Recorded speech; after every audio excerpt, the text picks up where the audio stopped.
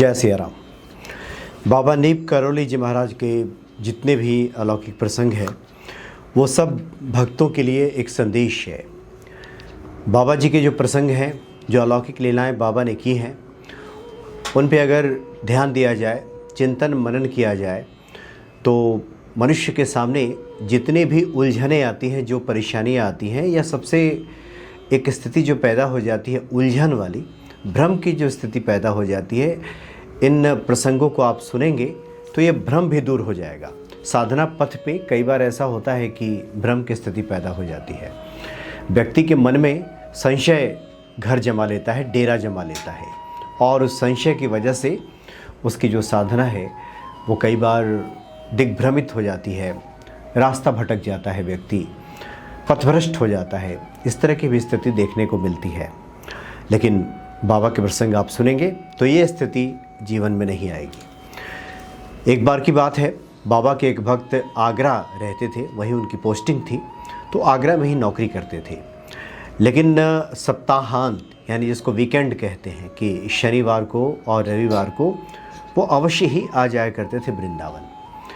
चाहे बाबा वृंदावन के आश्रम में रहें ना रहें, वो अवश्य ही वृंदावन के आश्रम में पहुंचते थे और वहाँ हनुमान जी का दर्शन किया। अगर बाबा वहाँ पे हैं तो फिर अहोभाग्य, बाबा से मिलते थे, उनके सानिध्य में रहते थे, और बाबा भी खूब अपना स्नेह अपने उस भक्त को दिया करते थे। लेकिन जैसा कि हमने कहा कि साधना पथ पे कई बार इस प्रकार की एक संशय वाली स्थिति बन जाती है, और एक स्वाभाविक है क्योंकि जो त्रिगुणमयी माया है उसके प्रभाव में व्यक्ति आ ही जाता है। तो वो भक्त कई महीनों से आते थे, उनका क्रम था। लेकिन इस बार ऐसा हुआ कि उन्होंने देखा कि बाबा तो स्वयं सिद्ध हैं और वाक सिद्धि है इनको, सबकी बिगड़ी बनाने वाले बाबा हैं, सबकी मनोकामना पूरी करते हैं। परेशान से परेशान व्यक्ति भी उनकी शरण में आ जाए तो उसका काम बन जाता है, रोगी आ जाए तो निरोगी होकर के जाता है। लेकिन ये जो बाबा हैं आखिर लोगों से क्यों कहते रहते हैं कि तुम आटा भिजवा देना, तुम चीनी भिजवा देना, तुम ये कर देना, तुम सब्जी भिजवा देना, भंडारा करना है, तुम 2 कनस्तर घी भिजवा देना। जो भी उनके भक्त आते हैं कुछ न कुछ बाबा ये मांगते क्यों रहते हैं? इनको क्या आवश्यकता है मांगने की? ये जब दूसरों की बिगड़ी बनाते हैं तो फिर स्वयं के लिए क्यों मांगते हैं ये?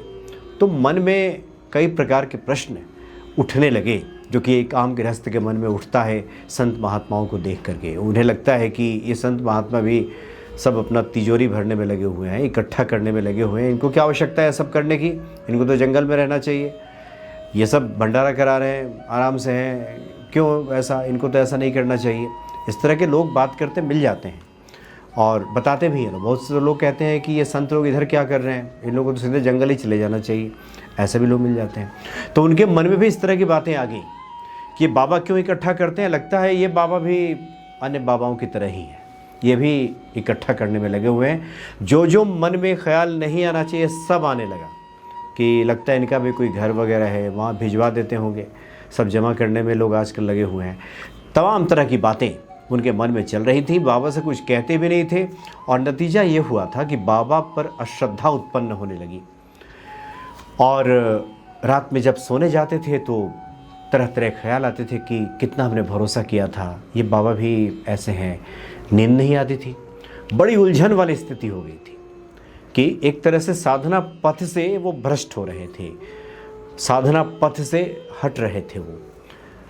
लेकिन बाबा तो परम दयालु हैं, अपने भक्त की इस दुर्दशा को देख लिया उन्होंने, समझ गए बाबा की भक्त पे क्या बीत रही है। भक्त के मन में अश्रद्धा ने जन्म ले लिया है, अब इसका निराकरण बहुत आवश्यक है।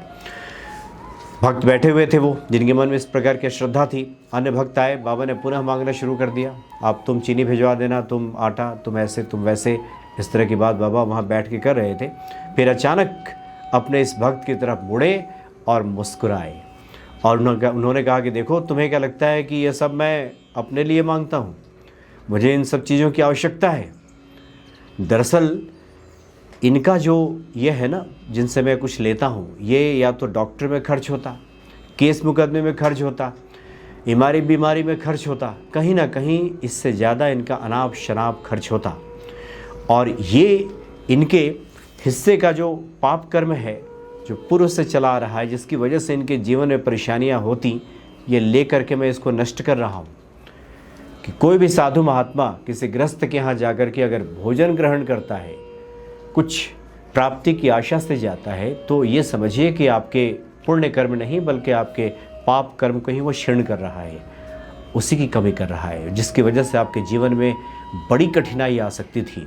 इसलिए हम तो वो हिस्सा लेते हैं जो उसके किसी काम का नहीं है, बल्कि वो जो हिस्सा है उसको और परेशानी में ही डालता। बाबा ने बिल्कुल स्पष्ट सभी भक्तों के सामने अपने उन भक्त को ये नहीं कहा बाबा ने कि तुम्हारे मन में क्या चल रहा है, बस उनकी तरफ मुखातिब होकर के उनकी तरफ देखते हुए ये बाबा सब बात कहे जा रहे थे कि तुम्हें क्या लगता है कि मैं इसलिए मांगता हूँ। तो कई बार इस प्रकार की विचित्र स्थिति भक्तों के सामने पैदा हो जाती है। भक्ति करते करते, हनुमान जी का पाठ करते करते किसी मंदिर में पहुंच जाते हैं। मंदिर की चकाचौंध देख करके, वहाँ की व्यवस्था देख करके लगता है कि ये सब पुजारी जी लोग तो भरने में लगे हुए हैं, ये सब लोग तो अपना उल्लू साधने में लगे, मतलब तमाम तरह की बातें, बहुत सारी बातें लोगों को लगने लगती है। जो लोग हनुमान जी से संबंधित वीडियोस भी देखते हैं, उन्हें भी कुछ बहुत सारे ख्याल मन में आने लगते हैं कि बहुत सी बातें हैं, सब बातें कही नहीं जा सकती, लेकिन इस तरह के ख्याल आ जाते हैं लोगों के मन में। तो बाबा का संदेश है इस प्रकार का कि इस प्रकार की चीज़ें अगर आपके मन में आ रही है, तब समझिए कि आप साधना पथ से डिग रहे हैं, आप पथ भ्रष्ट हो रहे हैं, और अब तक आपने जो कुछ भी किया करा है, जो जमा किया है, वो सब नष्ट हो जाएगा। इसलिए तुरंत सावधान हो जाने की आवश्यकता है। ईश्वर के सामने खड़े होकर के विनती करनी है, प्रार्थना करनी है कि प्रभु, इस प्रकार के विकार मेरे मन में क्यों उत्पन्न हो रहे हैं, मुझे बचाइए, मुझे संभालिए, नहीं तो फिर ये जो अश्रद्धा है, ये जो अविश्वास है, ये जो शिकायती लहजा जो भीतर पनप रहा है, हम जो शिकायती बन रहे हैं, आज बाबा के प्रति शिकायती है, कल आपके प्रति मतलब ईश्वर के प्रति शिकायती हो जाएंगे। और जो व्यक्ति शिकायती हो जाता है, उसके शिकायत जो है उसके व्यक्तित्व का जब हिस्सा बन जाता है, तो विश्वास कीजिए ये जो पूरी प्रकृति है, ये सृष्टि है, ये ईश्वर है, हमारी कृतज्ञता चाहते हैं, शिकायत नहीं। इसलिए शिकायती बनना छोड़ करके हम कृतज्ञता प्रकट करें, धन्यवाद ज्ञापन करें, ईश्वर को लाख लाख धन्यवाद, जो कुछ भी हमारे पास है, जैसे हम हैं, उसके लिए लाख लाख धन्यवाद। तो फिर ये साधना जो है अपना असर दिखाना शुरू करती है, फलीभूत होती है, और व्यक्ति को जो चाहिए तब सब प्राप्त होने लगता है। नहीं तो शिकायती बनने पर चीज़ें दूर छिटकने लगती हैं, दूर होने लगती हैं। तो बाबा के जितने भी अलौकिक प्रसंग हैं, अद्भुत हैं।